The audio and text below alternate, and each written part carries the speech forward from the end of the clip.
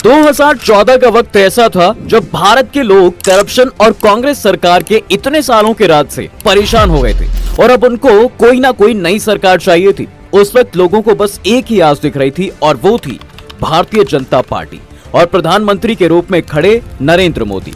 माहौल ऐसा बन चुका था कि पूरे भारत में मोदी लहर देखने को मिल रही थी और ऐसे ही सेम 2019 में भी हुआ, जहां मेजॉरिटी सीट्स बीजेपी को भर भर के मिली थी।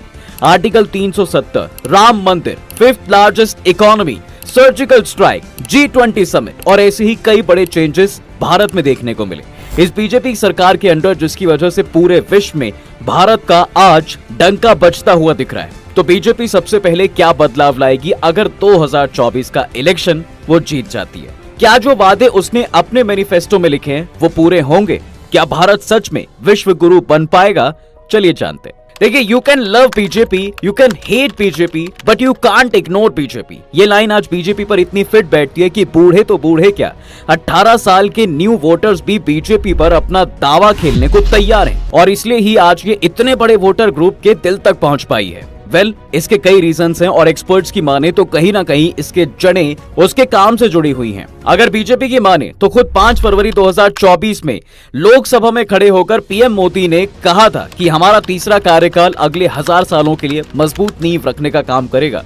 क्या है ये सारे काम और क्या है बीजेपी का विजन 2024? देखिए, सबसे पहले बीजेपी ने अनाउंस किया है कि वो सेंटर में आते ही एक 100 डे का एजेंडा लाएगी, जिसमें इंक्लूड होगा 50 से 70 इंपॉर्टेंट गोल्स और रिकमेंडेशंस, जिससे साफ दिखेगा कि भारत को बदलने का क्या विजन है बीजेपी का। इन गोल्स को 3 कैटेगरी में बांटा गया है। कैटेगरी ए के गोल्स वो गोल्स हैं जो कि सबसे ज्यादा प्रायोरिटी के होंगे और इनको खुद प्रधानमंत्री द्वारा अनाउंस किया जाएगा। कैटेगरी बी के जो टारगेट्स हैं वो यूनियन मिनिस्टर्स और मिनिस्टर्स ऑफ स्टेट द्वारा अनाउंस किए जाएंगे जैसे ही उनको रोल डिवाइड होंगे। और लास्ट कैटेगरी है कैटेगरी सी, जिसमें लॉन्ग टर्म टारगेट्स होंगे जिन्हें 2 से 3 साल के अंदर पूरे करने होंगे। ये तो है बीजेपी के 100 दिन में अनाउंस और इंप्लीमेंट करने वाले प्लान्स। मगर बस इतना ही नहीं, बल्कि इसके साथ साथ उसके और भी बहुत सारे प्लान्स हैं और उन्हें एक एक करके समझते हैं। सबसे पहले बात करते हैं वन नेशन वन इलेक्शन, जिसका मुद्दा आजकल काफी गर्म है। देखिए, यहाँ वन से हमारा मतलब लोकसभा और विधानसभा इलेक्शन को साथ कराने से है। आपने देखा होगा कि हर साल किसी न किसी राज्य में इलेक्शन लगे रहते हैं, जिससे न केवल एक लंबा वक्त इसमें जाया होता है बल्कि देश का एक बड़ा बजट भी चुनाव में लग जाता है। ऐसे में अच्छे गवर्नेंस और फाइनेंशियल एफिशिएंसी को लेकर वन नेशन वन इलेक्शन का मुद्दा बीजेपी आज से नहीं बल्कि सालों से उठा रही है। इसके लिए 1 सितंबर 2023 को फॉर्मर प्रेसिडेंट रामनाथ कोविंद की चेयरमैनशिप में एक कमेटी भी बनाई गई है। इसमें गृह मंत्री अमित शाह को भी एक सदस्य रखा गया है और ये मिलकर एक देश एक चुनाव की प्रॉब्लम्स को सॉल्व करने के लिए काम कर रहे हैं। हालांकि ऑपोजिशन इस पॉलिसी को टोटली अपोज करता है और वो मानता है कि इससे रीजनल इश्यूज कहीं ना कहीं दब सकते हैं। लेकिन कॉन्स्टिट्यूशनली अगर देखें तो इस पॉलिसी को इफेक्ट में लाने के लिए बीजेपी को 1 नहीं 2 नहीं बल्कि 5 आर्टिकल्स में अमेंडमेंट की जरूरत पड़ सकती है। और ये हम नहीं कह रहे हैं बल्कि सुप्रीम कोर्ट के वकील विराग गुप्ता का भी ऐसा ही कहना है। उनके मुताबिक एक देश एक चुनाव के लिए संविधान के 5 आर्टिकल्स में बदलाव करने की जरूरत पड़ सकती है, जिसमें आर्टिकल 83 यानी लोकसभा का कार्यकाल निर्धारित करना, आर्टिकल 85 लोकसभा भंग करने का प्रावधान, आर्टिकल 172 विधानसभा का कार्यकाल निर्धारित करना, आर्टिकल 174 यानी विधानसभा भंग करने का प्रावधान और आर्टिकल 356 यानी राज्यों में राष्ट्रपति शासन लागू करने का प्रावधान शामिल है। आप मोटा मोटी ये समझ लीजिए कि 5 आर्टिकल बदलने होंगे और उन्हें बदलने के लिए भी विधानसभा से अप्रूवल चाहिए होगा। साथ ही साथ संविधान के साथ साथ दूसरे कई कानूनों में भी बदलाव करने होंगे। अगर बीजेपी सच में ये बदलना चाहती है तो इस बार काफी मेजॉरिटी में उसको सीट्स जीतनी पड़ेगी, जिससे वो ये बिल अप्रूव कर पाए। अब बात करें दूसरे फैक्टर की, तो ये इसमें प्रधानमंत्री सब परिवार के लिए घर बनवाना चाहते हैं, इसलिए इसका नाम रखा गया है प्रधानमंत्री आवास योजना। अब ये योजना बीजेपी ने 2016 में शुरू की थी, जिसमें 2.95 करोड़ पक्के घर लोगों को देने की बात कही गई थी और इसके साथ ही बेसिक अमेनिटीज देने का फैसला भी किया गया था। मगर कुछ लोगों को लग रहा था कि भाई इससे क्या ही फायदा होगा भारत का, पर इतने सारे घर बनाने के लिए जो सबसे ज्यादा जरूरी है वो है स्टील और सीमेंट। अगर देखा जाए तो भारत में स्टील और सीमेंट की डिमांड बढ़ती जा रही है, जिसकी वजह से इससे जुड़े बिजनेसेस को काफी फायदा होगा और आम लोगों के लिए जॉब्स भी जनरेट होंगी, जिससे भारत को काफी हेल्प मिलेगी डेवलपमेंट में। इसके साथ ही ये चीजें रोड्स की कनेक्टिविटी को बढ़ाने में भी मदद करती हैं और बीजेपी सरकार के दौरान ये बढ़ते हुए दिख रही हैं और खुद बीजेपी ने कहा है कि उनका फोकस कनेक्टिविटी पे सबसे ज्यादा रहेगा। सेम इंडियन रेलवेज भी ग्रो करने वाला है, जहां बुलेट ट्रेन्स और वंदे भारत ट्रेन्स ज्यादा से ज्यादा लॉन्च की जाएंगी और ये भारत और उसके लोगों के लिए काफी सारी जॉब्स जनरेट करेगा। तभी तो रेलवे मिनिस्टर रेल मंत्री अश्विनी वैष्णव ने कहा है कि रेलवे का अगर दूसरे इंफ्रास्ट्रक्चर एरिया से कंपेयर किया जाए तो रेलवेज की ग्रोथ उनसे 4 गुना देखी गई है। उनका खुद का मानना है कि ये इसलिए है क्योंकि रेलवे का डेवलपमेंट डिफरेंट सेक्टर्स का एक साथ आने का कॉम्बिनेशन है और ऐसे ही हर सेक्टर को डेवलप करने के लिए सब कंपनीज और बिजनेसेस को एक साथ आना होगा, जिसके बाद भारत के हर सेक्टर में ग्रोथ देखी जा सकती है। अब बात करें तीसरे फैक्टर की, तो अब आने वाला फ्यूचर टेक्नोलॉजी से लेस है, तो बीजेपी ने भी इसको डेवलप करने की ठानी है। देखिए, अक्सर देखा गया है कि किसी भी देश को अगर आगे बढ़ाना है तो उसे टेक्नोलॉजी में भी विकसित होना सबसे ज्यादा जरूरी है, क्योंकि टेक्नोलॉजी एक ऐसा सेक्टर है जो पूरे वर्ल्ड में आपको एक अलग पहचान दे पाता है।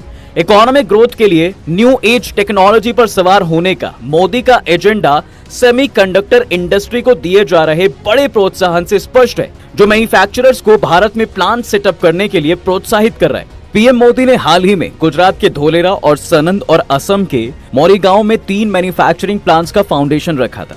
चिप मैन्युफैक्चरर्स को इंसेंटिव्स और बेनिफिट्स देने के साथ साथ सरकार इसके साथ ही स्मॉल इंडस्ट्री को भी बढ़ावा देगी, जिससे एक इकोसिस्टम क्रिएट हो पाएगा इस इंडस्ट्री का।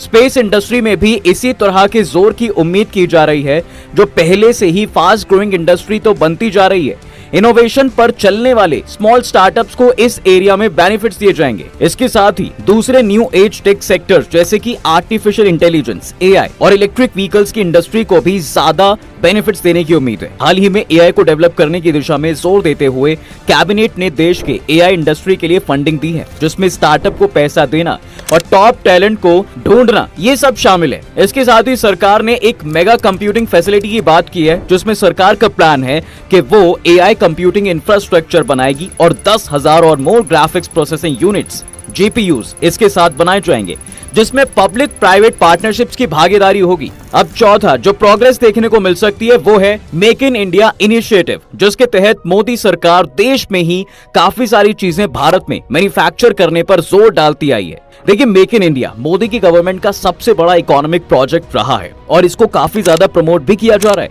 बावजूद इसके कि भारत की मैन्युफैक्चरिंग इंडस्ट्री काफी हार्डशिप्स फेस करती हुई नजर भी आई है। मगर ये मैन्युफैक्चरिंग पुश भी इस समय भारत के लिए बहुत जरूरी है, क्योंकि इससे भारत के एक्सपोर्ट ग्रोथ और जॉब्स क्रिएशन में मदद मिलेगी। जो मेजर इनिशिएटिव यहाँ देखने को मिल सकता है वो है लैंड एक्विजिशन लॉज में सुधार करना, जिसकी वजह से एक इजियर और फास्टर वे में ये land private industry as well as public infrastructure को मिल पाए।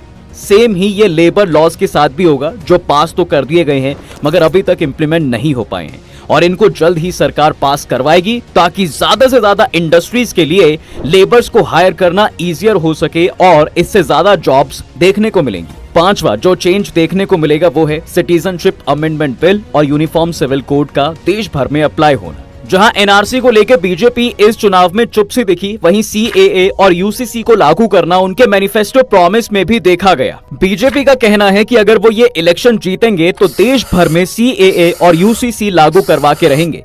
सीएए 2019 के तहत भारतीय नागरिकता के लिए आवेदन जमा करने के लिए एक विशेष प्रावधान मौजूद है।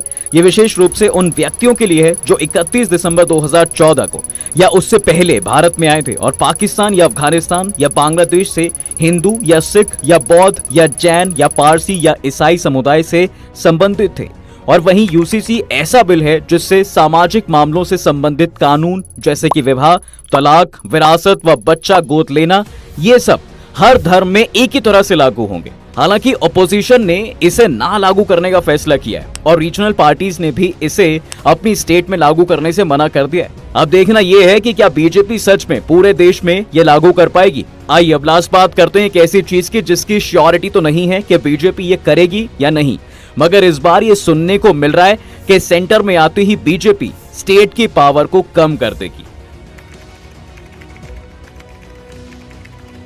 देखिए, अभी भारत के संविधान में सेंटर और स्टेट की पावर्स में अलग अलग बंटवारा है और इससे दोनों की पावर में टकराव नहीं होता है। इसमें सेंटर के पास जैसे कि defence, foreign relations, atomic energy, customs से रिलेटेड पावर आती हैं। वहीं स्टेट के पास police, jail, local government, education से रिलेटेड पावर होती है।